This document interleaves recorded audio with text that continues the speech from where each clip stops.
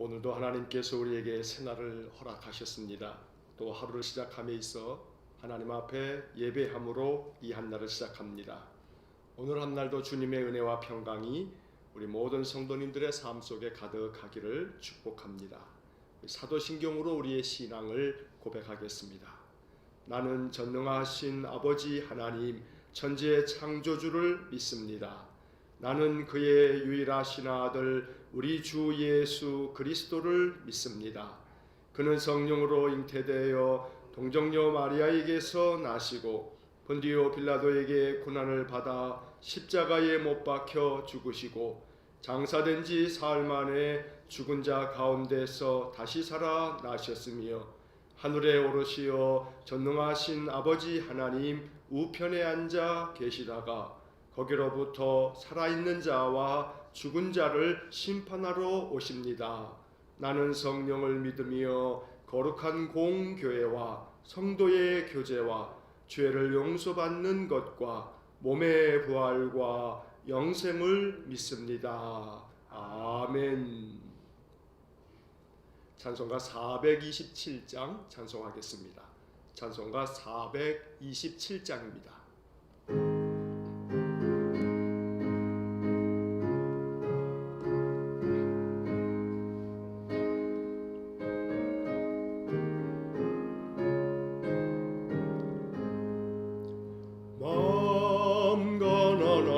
사람 복이 있나니 천국이 그들의 것임이요 늘 애통하느니 복이 있나니 그들이 위로를 받으리라.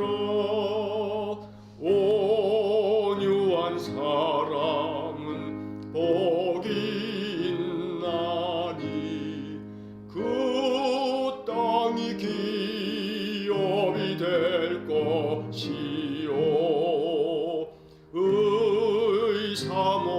의사모하느니 복이 있나니 그들이 배부를 것이로다. 공률이 여기면 복이 있나니 공률이 여김을 받으리라. 마음 정결한 사람 복이 있나니 그들이 하나님 볼 것이라. 화평케 하느니 복이 있나니 그들이 하나님 아들이요 핍박을 받느니 복이 있나니 천국이 그들의 것임이라.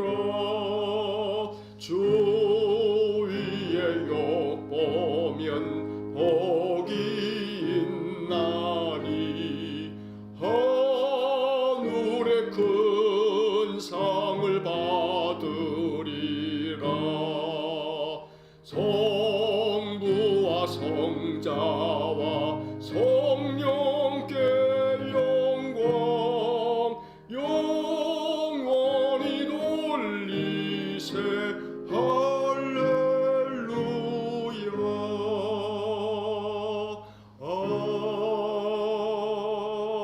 아멘.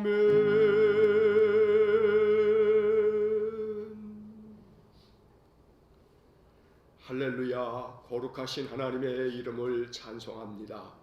우리에게 새 생명을 주셔서 또 한 날을 시작하게 하시고 아침에 깨어 먼저 하나님 생각하며 예배의 자리로 나와 하나님 찬송하며 예배할 수 있도록 은혜를 주셔서 감사합니다. 우리의 인생의 모든 삶이 주께로부터 왔고 주님의 은혜를 덧입어 살기에 우리 하나님의 은총이 오늘 한날도 우리 성도들의 모든 삶 속에 가득하기를 소원합니다. 하나님 역사하셔서 오늘 하루 주님께서 친히 우리와 함께 하시며 우리와 동행하시고 권능의 손으로 우리를 붙잡아 주시고 우리 온 성도들에게 평강의 은혜를 주실 줄 믿사오니 믿음의 사람들이 늘 주의 이름을 부르며 찬송과 기도로 주께 더 가까이 나아가는 은혜를 내려 주옵소서. 이 거칠고 험한 세상의 삶 속에서 믿음 잃지 않게 하여 주시고 믿음의 힘으로 세상의 모든 삶을 넉넉히 감당할 수 있도록 은혜를 내려 주옵소서. 자비로우신 하나님, 오늘도 이 아침 우리 성도들이 하나님을 향합니다. 우리의 마음 중심을 주님께 드립니다. 주님 우리를 거룩한 사한 제물로 받아주시고 언제나 주님 뜻을 따라 늘 순종의 길을 걸어가기를 원하는 믿음의 사람들에게 보혜사 성령을 충만하게 부어주셔서 늘 말씀 따라 진리의 길을 걸어가며 늘 주님 따라 주의 그 십자가의 길을 걸어가는 믿음의 사람들 되게 해주시기를 간절히 원합니다. 인생의 삶이 괴롭고 힘이 들 때마다 십자가의 길을 걸어갔던 주님을 묵상하게 하시고 주님께서 우리로 하여금 넉넉히 이기게 하실 것을 마음에 확신하면서 주님과 함께 그 인생길 잘 걸어가게 해주시고 그때마다 주님 역사하셔서 광야의 길을 내시고 사막의 강을 내시는 하나님의 은총의 표적을 경험하게 해 주옵소서. 오늘도 간절히 기도합니다. 육신의 질곡 가운데 신음하는 성도들을 긍휼히 여겨주시고 주님의 손을 얹어 안수하여 주시고 그 병에서 놓여 강건하게 하시며 주님께서 주시는 은총을 경험하며 더욱더 하나님의 나라와 그 의를 위하여 힘써 살아가는 귀한 성도들 되게 하여 주옵소서. 오늘도 우리 성도들의 가정을 평안케 하시고 늘 삶이 안전하며 건강한 삶이 되어지도록 복을 내려 주옵소서. 자비로우신 아버지 하나님, 날마다 주의 성도들이 늘 주님의 이름을 부르며 기도하면 주님께서 그 간구하는 기도 소리에 귀 기울여 주시고 속히 응답하여 주심으로 살아계신 하나님, 역사하시는 하나님을 체험할 수 있도록 은혜를 내려 주옵소서. 그리할 때마다 우리의 믿음이 더욱 견고해지고 그래서 그 믿음으로 세상을 이기며 많은 사람들을 진리의 길, 생명의 길로 인도해 갈 수 있도록 우리의 삶의 간증이 넘쳐나도록 은혜를 내려 주옵소서. 전능하신 하나님, 주의 몸된 교회를 사랑하여 주시고 우리 일산흥광교회에 속한 모든 믿음의 권속들 주님 날마다 저들의 삶의 자리에 찾아가셔서 그 마음을 붙들어 주시고 믿음이 실족하지 아니하도록 늘 지켜주실 뿐 아니라 믿음의 힘으로 그 모든 삶을 넉넉히 이겨가도록 하나님 친히 도와주시옵기를 간절히 빌고 원합니다. 이제 내일은 거룩한 주일인데 오늘 한날 우리 성도들의 마음이 주님께 더욱더 향하여 있게 하시고 마음 심령이 준비되게 하셔서 비록 비대면 예배가 원칙이라 우리 성도들이 각 가정에서 예배하여도 그 중심만큼은 하나님을 향하여 더욱 간절해지게 하시고 목마른 사슴과 같이 늘 주 여호와 하나님을 찾고 찾는 저희 모든 성도들 되게 하여 주옵소서. 오늘 한날도 우리 성도들 한 주간의 모든 삶의 고단함이 참된 하나님의 위로와 안식을 통해서 늘 하나님 부어주시는 새 생명이 늘 가득하게 해 주옵소서. 오늘도 이 아침 우리 성도들의 마음의 기도가 저 세상을 향하여 더 멀리 펼쳐져 가도록 은혜 주시기를 원합니다. 우리가 아는 많은 사람들을 위하여 중보의 기도를 올리며 이 세상 열방을 위하여 기도할 수 있도록 우리 하나님 성도들의 마음을 주장해 주시기를 원합니다. 여호와 하나님 앞에 세상을 위하여 기도할 의로운 사람들이 우리 믿음의 사람들 가운데 세워지게 하셔서 세상을 구원하는 생명의 인도자들 되게 해 주시기를 원합니다. 내 주변에 있는 사람들 중에 그리스도의 복음이 필요한 사람들, 우리 주님의 은혜가 더욱 필요한 사람들을 생각하며 기도할 수 있도록 인도하여 주옵소서. 이 나라 이 민족을 긍휼히 여겨주시고 자비로우신 하나님이 코로나 시대에 한국의 방역이 잘 진행되어져 가고 있는데 주님 더욱더 안정되게 하시고 속히 이 코로나로부터 벗어날 수 있는 은혜를 주시고 이 나라 대한민국이 하나님의 은혜를 덧입어 우리 하나님께서 세우신 동방의 예루살렘이 될 수 있도록 은혜 주시기를 원합니다. 전 세계 그 많은 나라들 중에서도 선교사를 가장 많이 파송하는 나라인데 주님, 코로나로 말미암아 우리 선교사님들이 사역지를 떠나 다시금 본국으로 돌아올 수밖에 없는 그런 상황 속에 있어 선교의 문이 많이 닫혀 있습니다. 주님 긍휼히 여겨주시고 다시금 우리 믿음의 귀한 사역자들이 이 세상 열방을 향하여 나아갈 수 있도록 은혜 주시기를 원합니다. 우리 교회가 파송한 이정수 목사님, 귀한 선교사님 가정을 기억하여 주시고 주님께서 그 가정을 아름답게 세워주셔서 삿포로 지역에 그리스도의 복음의 등불이 될 수 있도록 은혜를 내려 주옵소서. 그 옛날 이 조선 땅에 들어와 그리스도의 복음의 빛을 환하게 비추었던 많은 선교사님들처럼 우리 이정수 목사님의 삶과 그 사역이 일본 땅에서 그와 같이 빛날 수 있도록 은혜를 내려 주옵소서. 수술 이후에 회복 중에 있는 우리 조영순 집사님을 긍휼히 여겨주시고 잘 회복되어서 다시금 건강한 일상의 삶을 살아갈 수 있도록 은혜를 내려 주옵소서. 오늘도 이 아침 우리 마음 중심이 하나님을 향하여 마음문 활짝 열고 주시는 말씀을 아멘으로 받으며 이 귀한 생명의 말씀에 우리가 늘 순종하고 또 말씀의 약속이 우리의 삶에 이루어지도록 은혜를 내려 주옵소서. 이 아침 우리의 예배를 기쁘게 연락해 주시기를 원하며 예수님 이름으로 기도하옵나이다. 아멘. 오늘 아침 우리에게 주시는 하나님의 말씀은 누가복음 6장 12절로 26절의 말씀입니다. 누가복음 6장 12절부터 26절까지의 말씀을 봉독하겠습니다. 이때 예수께서 기도하시러 산으로 가사 밤이 새도록 하나님께 기도하시고 밝음에 그 제자들을 부르사 그 중에서 12를 택하여 사도라 칭하셨으니 곧 베드로라고도 이름을 주신 시몬과 그의 동생 안드레와 야고보와 요한과 빌립과 바돌로메와 마테와 도마와 알페오의 아들 야고보와 셀롯이라는 시몬과 야고보의 아들 유다와 예수를 파는 자 될 가룟 유다라.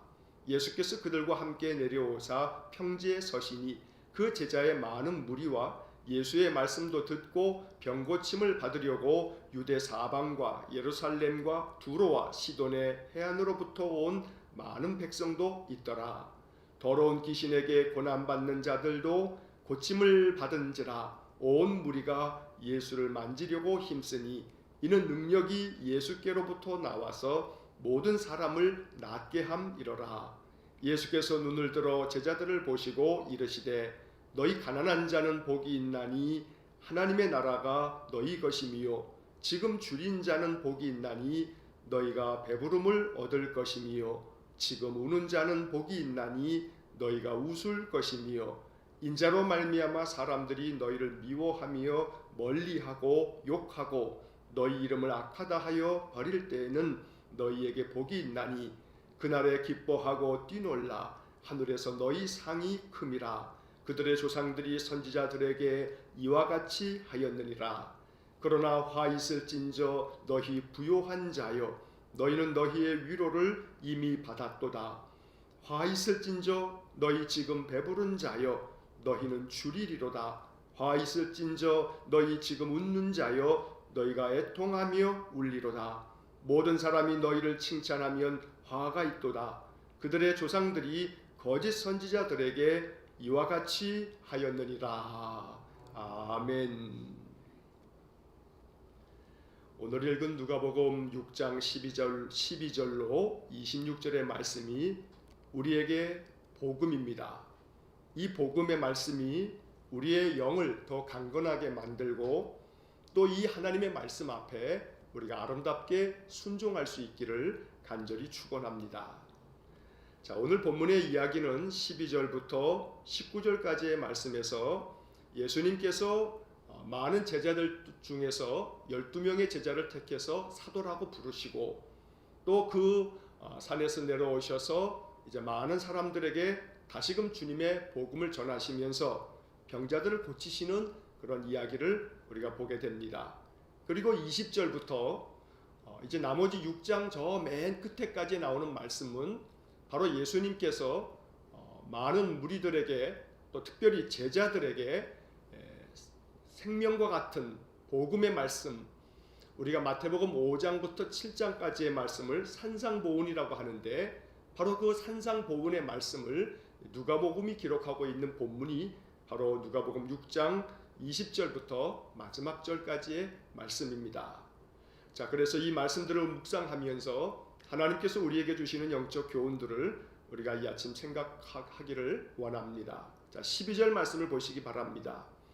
이때 예수께서 기도하시러 산으로 가사 밤이 새도록 하나님께 기도하시고. 우리 대한민국 우리 믿음의 이 선배들은요, 성경의 말씀을 읽으면 그 말씀 그대로 따르는 것을 참 잘하는 그런 선배들이었습니다. 우리 믿음의 조상들이 그러했습니다. 그래서 이 12절의 말씀도 아주 대표적으로 우리 대한민국의 믿음의 선배들이 말씀 그대로 순종했던 대표적인 구절입니다. 왜냐하면 예수께서 기도하시러 산으로 가셨습니다. 그래서 우리 한국에 있는 기독교인들이 지금은 많이 이제 그러한 어떤 이 신앙적인 분위기가 약해지고 거의 뭐 찾아보기 어렵습니다만 예전에는 산기도 많이 했습니다. 그래서 믿음 생활하는 사람들에게 있어서 산기도는 신앙생활의 영적인 강인함을 위해서 아주 필수적인 것처럼 여겨지기도 했습니다. 그래서 예수님 기도하시러 산으로 가셨다. 그러니까 우리도 예수님 본받아야 된다. 그래서 산기도 가는 민족이 우리 대한민국 사람들입니다. 또 예수님께서 밤이 새도록 하나님께 기도하셨습니다. 밤을 새는 게 뭐냐면 철야입니다. 그래서 한국교회는 철야 기도가 있었습니다. 지금이야 뭐 철야 기도 그래봐야 뭐 저녁에 9시부터 뭐 한 12시 뭐 요 정도까지 기도하는 것을 철야 기도다 뭐 이렇게 합니다만 또 심지어 그렇게 하는 교회도 지금은 점점 줄어들고 이제는 찾아보기도 어렵습니다. 하지만 한국 교회가 예수님께서 이렇게 행하셨다 그러면 그대로 따르려고 하는 그러한 믿음의 모습을 가지고 있었다는 겁니다. 이것이 우리에게 큰 교훈이 되고 또 모범이 된다는 겁니다. 비록 우리가 기도하러 지금 산으로 가거나 또 밤을 세워서 철야 기도를 하거나 그렇게 신앙의 모습을 가지고 있지는 아니하여도 중요한 것은 그만큼 예수님의 본을 따르겠다라고 하는 그 마음 정신만큼은 우리가 잃지 말아야 되겠습니다. 내가 말씀을 보면 말씀대로 해야겠다. 내가 말씀이 가르쳐주는 대로 그대로 이 말씀을 따라서 해야겠다라고 하는 그 마음 중심만큼은 우리에게 있어야겠다는 겁니다. 그래서 예수님이 기도하시러 산으로 갔다. 밤새도록 기도하셨다. 그래서 산기도라든가 철야 기도라든가 이러한 모습은 아니라 할지라도 진실되게 착한 양심을 가지고 살라는 말씀을 보면 그래 내가 이 말씀대로 살아야겠다. 또 거짓 없이 진실한 믿음을 주의 말씀이 우리에게 가르치면 그렇게 해야겠다라고 하는 그런 마음을 우리가 가져야겠다는 것입니다. 자, 이렇게 예수님 밤새도록 기도하시고 난 다음에 날이 밝자 제자들을 부르십니다. 그 제자들을 부르셔서 그 중에 12를 택하십니다. 자, 여기 13절의 말씀에서 우리가 잘 관찰해야 할 부분이 있습니다. 날이 밝자 예수님이 제자들을 부르셨는데 그 부르신 제자들은 우리가 흔히 예수님의 제자 그러면 12명만을 생각합니다. 그런데 오늘 본문을 잘 천천히 관찰하면 제자들을 부르사 그 중에서 12를 택했습니다. 그러면 12명 이상이 되는 것이지요. 그러니까 예수님 주변에 예수님 제자라고 불려질 만한 사람들이 12명 이상으로 많았다는 겁니다. 그래서 그 제자들을 부르신 다음에 그 중에서 12명을 택한 겁니다. 그리고 그 사람들을 사도라고 부르셨습니다. 자, 한 가지 우리가 이 단어를 배워야겠습니다. 사도라고 하는 말은 헬라 말로는 아포스톨로스라고 하는 말로 되어 있습니다. 아포스톨로스. 자, 이 아포스톨로스라고 하는 이 말은 어떤 뜻이 있냐면 보냄을 받은 자, 이게 아포스톨로스입니다. 그래서 이것은 사도라고 이렇게 성경에 되어져 있습니다만 일반적으로 2000년 전에 저 유대 땅에서 헬라어를 사용하는 그 모든 지역에서 아포스톨로스는 주인으로부터 심부름을 받아서 이 심부름하는 모든 사람들을 아포스톨로스라고 불렀던 겁니다. 보냄을 받았다는 겁니다. 내 주인으로부터 제가 보냄을 받았습니다 하고 자기 주인의 이름을 이야기하면서 내가 보냄을 받았는데 주인께서 이렇게 하라고 합니다 라고 주인의 뜻을 전달하는 사람을 모두 뭐라고 했냐면 아포스톨로스, 보냄을 받은 사람, 이렇게 불렀던 겁니다. 예수님께서는 그 당시에 많이 사용되었던 이 아포스톨로스라고 하는 단어를 예수님이 택하신 그 12명에게 특별히 너희들은 보냄을 받은 자다, 사도다 라고 이렇게 지칭을 하신 겁니다. 보냄을 받았다라는 이 말씀을 묵상해야 합니다. 예수님의 12사도만이 아니고 우리 또한 사도입니다. 믿음의 사람들은 모두가 다 사도입니다. 그래서 오늘 본문을 묵상하면서 우리는 마음 가운데 이러한 깨달음을 가져야 합니다. 나도 사도다. 나도 하나님께로부터 보냄받은 사도다. 여러분, 사도라고 하는 것은요, 하나님께로부터 보냄받은 사명을 가지고 있다 깨닫는 사람은 모두가 다 사도입니다.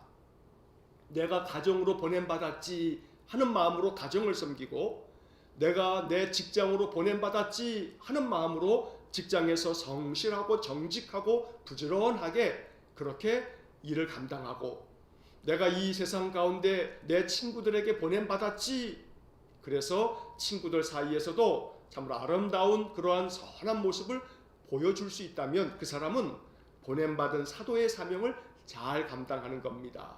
이 땅의 모든 그리스도인들은 세상으로 보냄받은 사도임을 잊지 말아야 합니다. 자, 이렇게 예수님께서 많은 제자들 중에서 12명을 택했습니다. 여기서 우리 행간의 의미를 한번 생각해 보시자고요. 나도 예수님을 따르고 있는데 예수님이 12명을 특별히 뽑는 것 같은데 내가 안 뽑혔어. 그럼 마음 불편하지 않습니까? 아, 예수님 참 서운하네. 어떻게 저 12사람만 사도라고 부르고 나는 그냥 이렇게 내버려 두나? 그래도 나는 내 딴에는 예수님 정말로 많이 따라다니면서 섬기고 예수님 필요한 것을 공급하고 난 그런 줄 알았는데, 예수님이 나를 더 좀 가까이 여기시는 줄 알았는데 나를 택하시지 아니하고 저 야고보가 뭐야? 저 시몬을 택했다고? 이러면서 마음 가운데 누군가 이렇게 택함을 받을 때 내가 택해지지 않으면 서운하기 마련입니다. 속상합니다. 그러니 우리가 이 말씀을 읽으면서 성경 속에 다 나오지는 않았지만 어쩌면 그 중에서 12를 택했다는 말씀을 볼 때 택함을 받지 않은 제자들 중에서는 인간적으로 실망하거나 서운하거나 상처를 받았다고 생각하면서 예수님을 떠날 사람들도 어쩌면 있을지 모르겠다 하는 생각을 해봅니다. 그래서 여러분, 이런 생각을 해야 합니다. 그래, 많은 제자들이 있는 것 같은데 그 중에 12명을 택하셨구나. 만약에 내가 12명의 그 택함 받는 자리에 속하지 않아도 나는 과연 상처받지 아니하고 서운하다고 실망하지 아니하고 그럼에도 불구하고 진리가 되시는 주님을 잘 따를 수 있을까? 한 번쯤 12명의 택함 받은 사람의 입장에서만 생각하지 말고 택함 받지 않은 다른 제자들 중에서 혹시라도 마음 서운하다고, 어떻게 나를 뽑지 않을 수 있냐고 이렇게 상처받고 혹시라도 예수님을 멀리 떠나간 사람들이 있지 않았을까 하는 상상 속에서 만약에 내가 그렇게 된다면 나는 어떤 마음일까 한번 이것도 생각해 보자는 겁니다.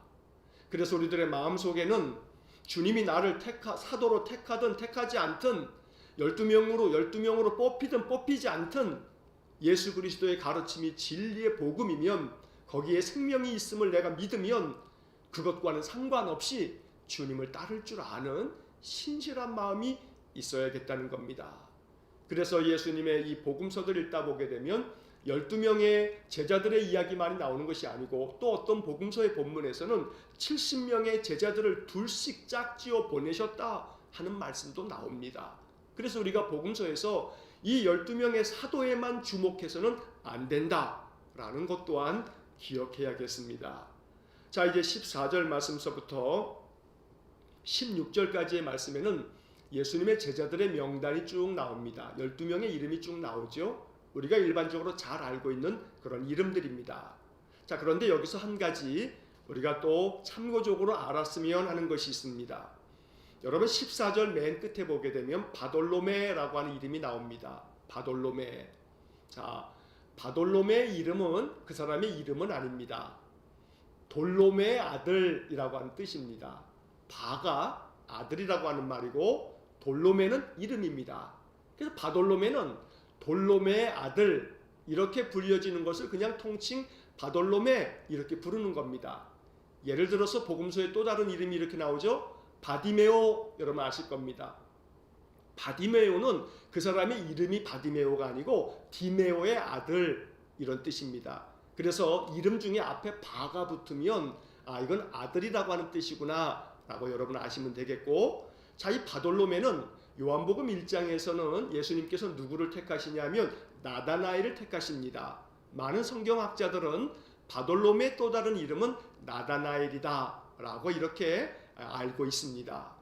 그렇지 않다 하는 학자들도 있습니다만 대체적으로 거의 모든 성경학자들은 바돌로메의 또 다른 이름은 요한복음 1장에 나오는 나다나엘이다 라고 이렇게 우리가 배우고 있기 때문에 그렇게 이해를 하시면 됩니다. 자, 여기서 제가 이 여러 이름들 중에서 바돌로메를 이렇게 말씀드리는 이유는 우리는 복음서에서 또 사도행전에서 베드로라든가 야고보라든가 요한이라든가 이 사람들의 활동들에 대한 것이 성경에 여러 장면이 나오기 때문에 이 사람들에게 주목합니다.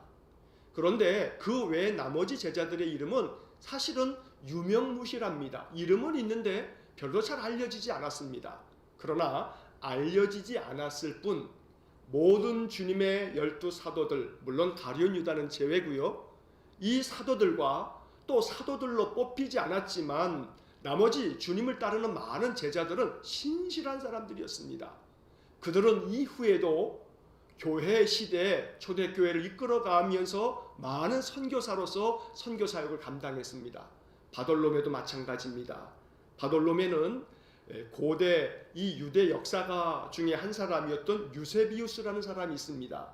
이 유세비우스는 예수님 그 시대 어간쯤에 1세기에 유대인 랍비이면서 역사가였습니다. 그래서 유대 역사를 굉장히 길게 기록을 했는데 이 유세비우스의 이 기록에 의하면 이 바돌로메는 인도 쪽, 저 동방 인도 쪽으로 선교를 가서 거기서 선교를 하다가 그 현지인들에 의해서 붙들려서 핍박을 당하면서 결국은 물에 빠뜨려져서 수장당함으로 순교를 당했다라고 유세비우스가 그의 유대인 이 기독교의 역사책에 기록을 해 놓은 것이 있습니다. 이처럼 12사도 중에도 이름이 잘 익숙하지 않은 사람들 중에도 그리스도의 복음을 위하여 순교한 순교자들이 많았음을 우리가 기억할 때 이름이 많이 유명해지나 전혀 잘 몰라서 사람들도 이름을 기억하지 못할 만한 사람이라 할지라도 중요한 것은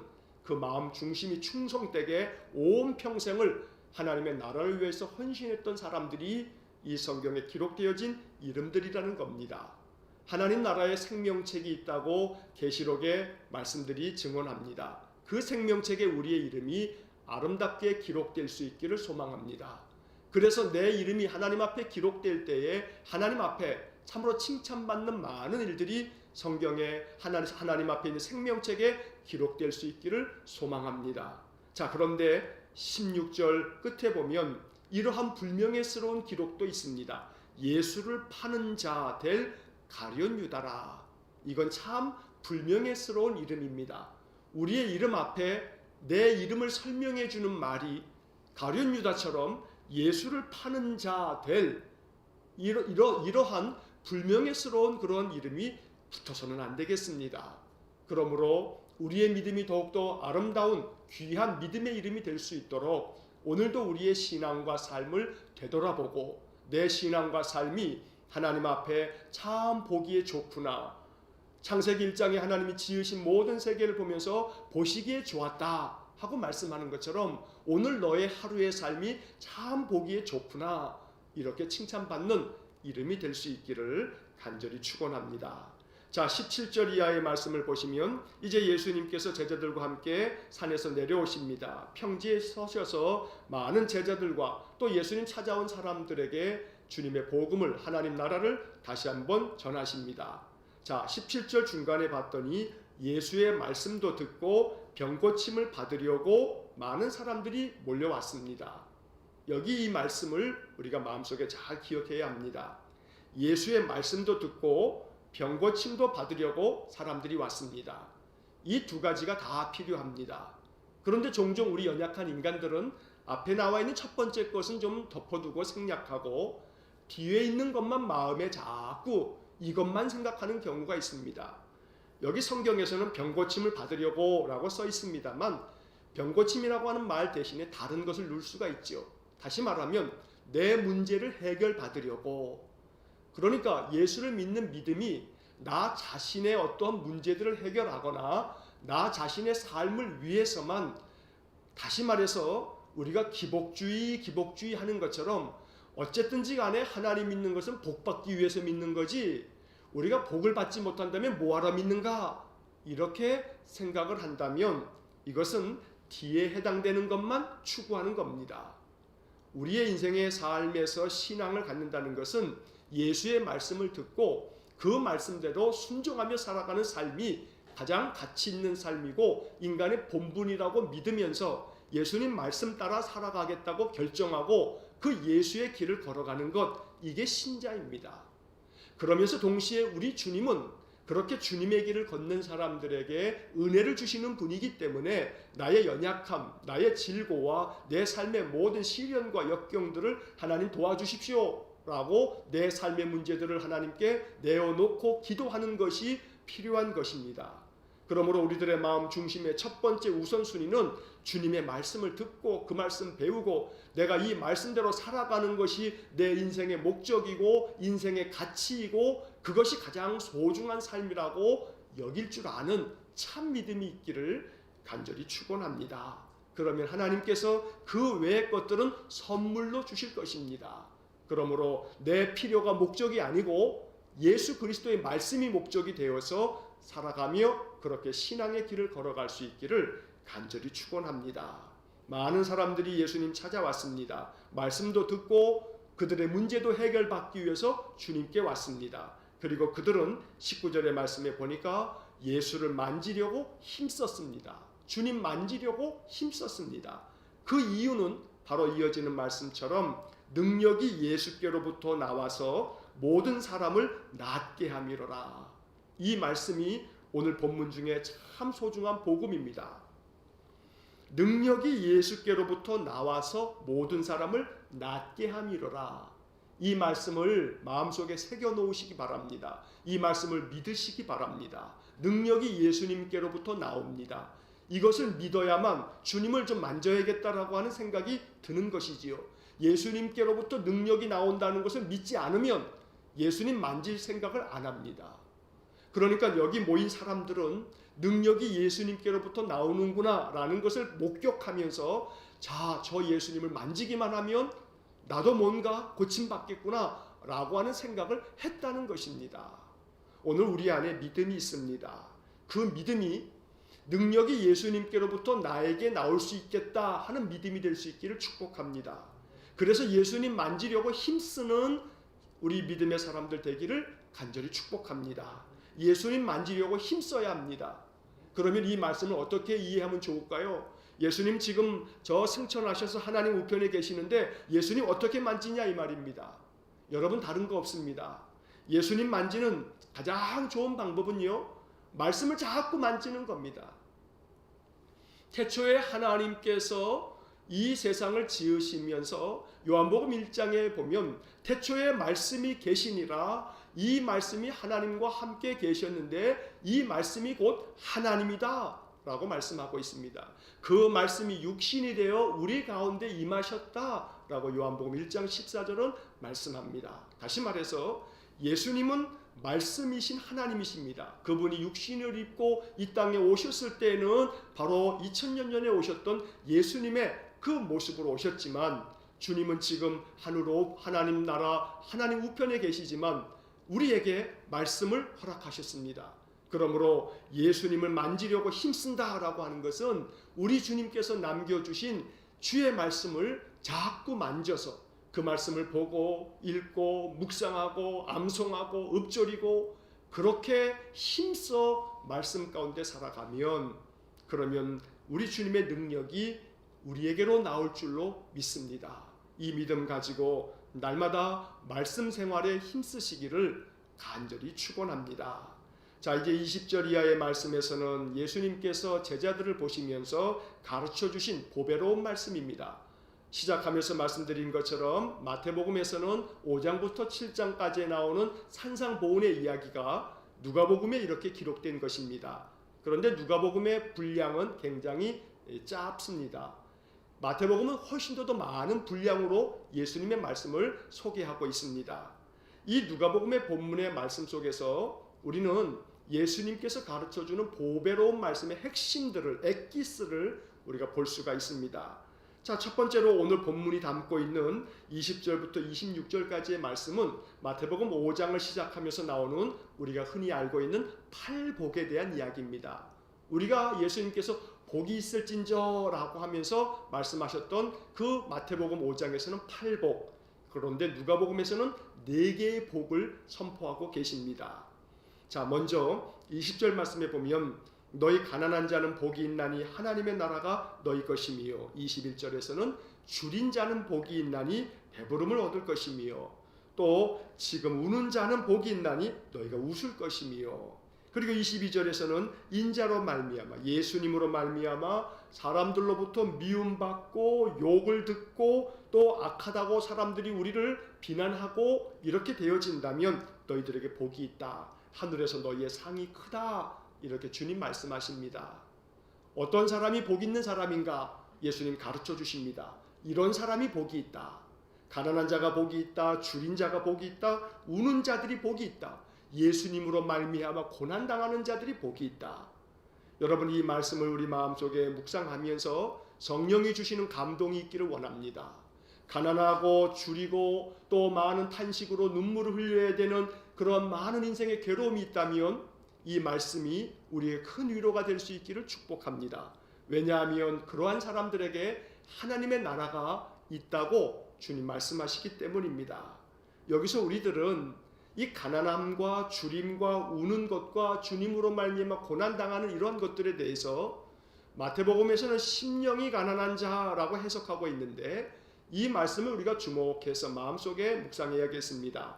다시 말하면 가난한 자가 복이 있다는 것은 단순히 돈이 없는 사람, 그래서 물질이 굉장히 없어서 가난한 사람이 그냥 복이 있다라고 하는 그런 이야기는 아닙니다. 가난한 자, 힘없는 자, 줄인 자, 연약한 자가 이 말씀의 문자 그대로의 뜻이기도 하지만, 왜냐하면 그들이 세상에서 너무나 많은 어려움 속에 살았으니 주님이 그들을 위로하실 것이라는 말씀이기도 하지만, 그러나 이 말씀이 담고 있는 중요한 것은 그 마음 심령이 가난한 자, 그러니 마음 심령이 굶주리고 가난하다 보니 무언가 간절히 찾지 않겠습니까? 그 찾는 마음이 바로 하나님을 찾게 되고 하나님을 향하여 하나님의 생명의 말씀에 대하여 줄인 자들에게는 복이 있다. 그래서 간절히 하나님 찾고 말씀을 찾는 자들에게 하나님 은혜를 주실 것이라고 말씀하고 있는 것입니다. 그와 반면에 24절 이하의 말씀에서는 이러한 사람은 화 있을진저 그들은 저주를 받을 것이다. 이렇게 말하는 겁니다. 우리가 문자적으로 화 있을진저 그러니까 이게 너무 고상하게 표현되어 있습니다. 이러한 사람들은 저주를 받을 것이라 라고 말씀하는 것입니다. 너희 부요한 자여 너희는 너희의 위로를 이미 받았다. 또 너희 지금 배부른 자여 너희는 줄일 것이다. 너희 지금 웃는 자여 애통하며 울 것이다 라고 말씀합니다. 이러한 사람들에게 화가 있다. 이러한 사람들이 저주를 받을 것이다. 이렇게까지 주님 말씀하시는 겁니다. 그러면 이 말씀의 뜻을 우리가 잘 헤아리지 않으면 오해할 수 있는 거죠. 왜냐하면 문자적으로만 보면 화 있을진저 지금 너희 지금 웃는 자요 너희가 애통함이 울리로다. 아, 이게 무슨 말이야? 웃지도 말라는 건가? 지금 웃는 자들은 화가 있을 것이라고? 이렇게 문자적으로 오해해서는 안 된다는 겁니다. 이 말씀을 이렇게 이해하면 참 좋습니다. 가난한 자들과 줄인 자들과 우는 자들과 함께하지 아니하고 그저 자기가 가지고 있는 그 부요함을 가지고 자기만 떵떵거리면서 배불리게 사는 사람들, 그래서 주변을 돌아보지 아니하고 자기 가진 그 부요함으로 자기 배만 불리는 사람들, 그러면서 낄낄거리고 웃으면서 눈물 흘리고 있는 사람들을 돌아보지 않으면서 자기만 좋다고 웃는 자들, 그러한 자들은 화 있을진저, 이렇게 말하는 것입니다. 우리가 예수님의 비유의 말씀 중에 부자와 나사로의 비유를 압니다. 부자와 나사로의 비유에서 부자의 집 앞에서 거지 나사로가 맨날 먹을 걸 구걸하면서 그렇게 살아갑니다. 온몸에는 피부병으로 말미암아 막 그 피부를 긁어대야 되는 고통 속에 있습니다. 부자의 집에서 그저 간신히 연명하면서 살아갑니다. 그런데 이 부자도 죽고 또 거지 나사로도 죽습니다. 그런데 예수님 비유의 말씀이 이 거지 나사로는 아브라함의 품에 있고 부자는 저 뜨거운 불못 지옥에 떨어져 있다는 겁니다. 이 말씀이 이야기하고 있는 바가 오늘 누가복음 6장의 이 본문의 이야기입니다. 부요한 자요 배부른 자요 너희들은 화 있을진저, 바로 그 비유에 부자가 그렇게 화를 당해서 지옥에 떨어졌다는 겁니다. 왜 그렇습니까? 단순히 돈이 많기 때문입니까? 그렇지 않습니다. 돈이 많고 적음의 이야기를 하고 있는 게 아닙니다.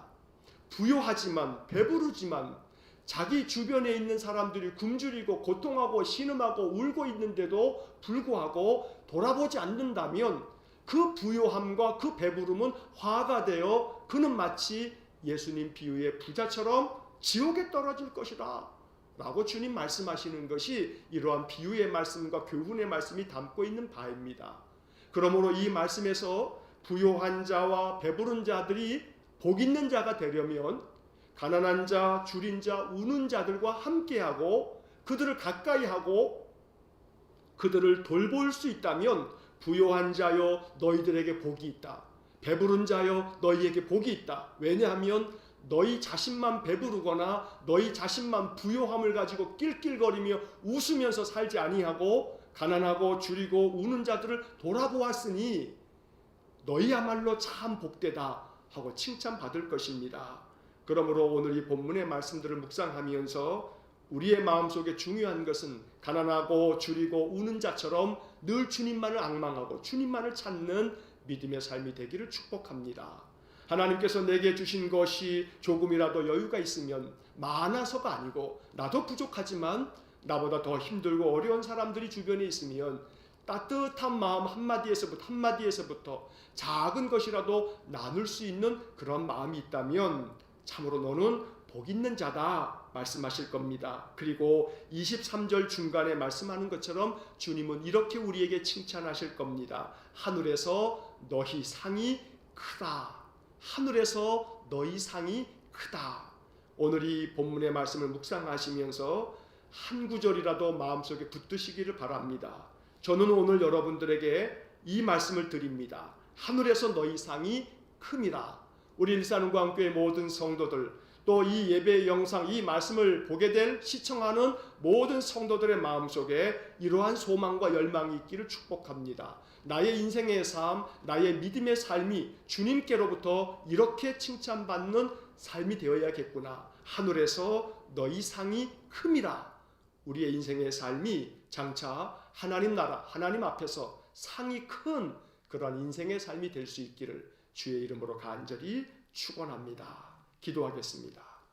사랑과 자비가 풍성하신 하나님, 오늘 누가복음의 본문의 말씀을 통해서 마음 깊이 묵상하고 이 말씀이 내게 주시는 감동을 따라 내가 어떻게 응답할까? 하나님이 나에게 말씀을 주셨으니 이 말씀 앞에 내가 어떻게 응답할까? 마음속에 생각할 수 있는 우리 모든 성도들 되게 하여 주옵소서. 간절히 원합니다. 능력이 예수 그리스도께로부터 나오는 것을 알고 언제나 주님 만지려고, 언제나 주님께 접촉하려고, 주님께 더 가까이 나아가는 신실한 믿음의 삶이 되게 해주시고 한 날 한 날 우리의 일상의 삶을 통해서 장차 하늘에서 우리의 상이 크도록 아름다운 믿음의 삶의 실천이 이루어지도록 축복하여 주옵소서. 오늘도 한날의 삶을 주님께 의탁합니다. 우리 믿음의 성도들 언제나 어디에 있든지 항상 거룩한 하나님의 백성임을 잊지 아니하고 하나님 기뻐하시는 모습으로 삶을 살고, 오늘은 이제 내일 거룩한 주일을 준비하면서 마음이 예배할 마음 중심이 되어져 가도록 은혜 내려 주옵소서. 예수님 이름으로 기도하옵나이다. 아멘. 우리 구주 예수 그리스도의 은혜와 하나님 아버지의 극진하신 사랑과 성령의 교통하심이 하늘에서 너희의 상이 큼이라 주님 말씀을 마음속에 새겨 언제나 늘 우리의 일상의 삶이 하나님께로부터 칭찬받고 상을 받을 수 있는 신실한 삶이 되어지기를 늘 마음속에 힘쓰는 우리 머리 숙인 모든 성도들 위해와 저들 가정과 온 가족들 위해 주의 몸된 교회와 우리 온 교회의 사역들 위해 영원토록 함께 하시길 간절히 축원하옵나이다. 아멘.